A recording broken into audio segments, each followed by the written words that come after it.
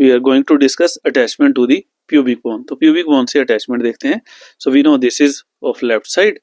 So we know the surfaces and we know the rami. तो वैसे ही हम इसकी अटैचमेंट करेंगे. Attachment along the surfaces, attachment along the rami. Before that we know we have two structures over here. These are the pubic tubercle and the pubic crest. So this structure is the pubic tubercle. तो pubic tubercle पर first of all attachment very important.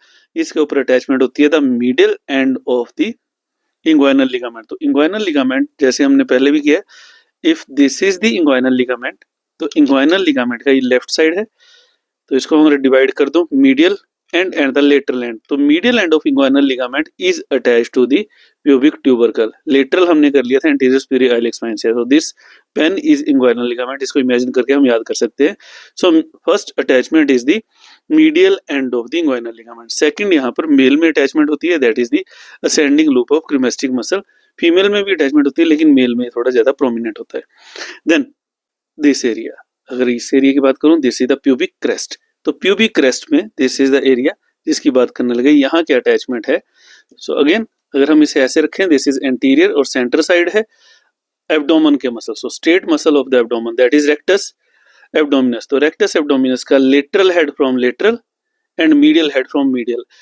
अगर किसी में extra muscle abdomen का जो हम बोलते हैं पिरामिडालिस है, तो that will take origin from here. तो वो भी यहाँ से ओरिजिन करता है medial side. So lateral side this is the anterior surface. Anterior surface में we know this is the medial surface जो सिम्फाइसिस जॉइंट बनाएगा.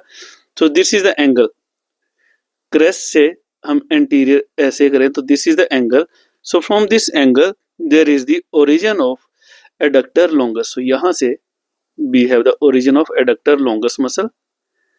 देन यहाँ वी नो यहाँ से एडक्टर आगे वाला कंपार्टमेंट है, वहीं के मसल ओरिजिन करेंगे. सो यहाँ से we have the adductor longus. Then from the margin of symphysis and the inferior ramus here we have the gracilis. So adductor longus, then we have the origin of gracilis. Like this is the medial side, this is the lateral side. To lateral to gracilis we have the origin of adductor brevis. Adductor longus, adductor brevis, gracilis. Then हम conjoint ramus पे अलग से video है, वहां से देखते हैं. Otherwise यहाँ we have the attachment of adductor magnus. So तीनों adductor longus, brevis, magnus and gracilis, they are taking origin from this area. Then from the obturator border we have the origin of the obturator external muscle. Now on the posterior surface this is the pelvic side. तो pelvic surface की बात करें, यहाँ पे we have the pelvic diaphragm. pelvic diaphragm की यहाँ formation होती है, तो यहाँ से levator ani और obturator internus का origin होता है. Then on the medial surface we know we have only pubis symphysis. तो यहाँ पे hyaline cartilage and pubis symphysis है. अब along the superior ramus, upper ramus की बात करें तो इस ramus में we have the pectineal line. This is pectineal line. इसके बाहर we have the surface, we know pectineal surface. From pectineal line as well as from the pectineal surface, यहाँ से we have the origin of pectineus muscle. तो ये सारा origin of pectineus muscle.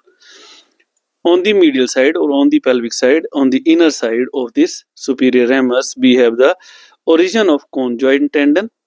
So we have conjoint tendon. Then here we have the attachment of lacunar ligament. Second is the lacunar ligament. And इससे पीछे we have the attachment of ligament of Cooper. Ligament of Cooper पूरा attach होता है. इससे थोड़ा आगे we have the lacunar ligament और सबसे front में we have the conjoint tendon. Like this we have the attachment. If there is present psoas minor, तो psoas minor अगर present होगा, that is also attached to the pectineus line. So I think it's clear to you now. So these are the attachment around the pelvic bone or the pubic part of the pelvic bone.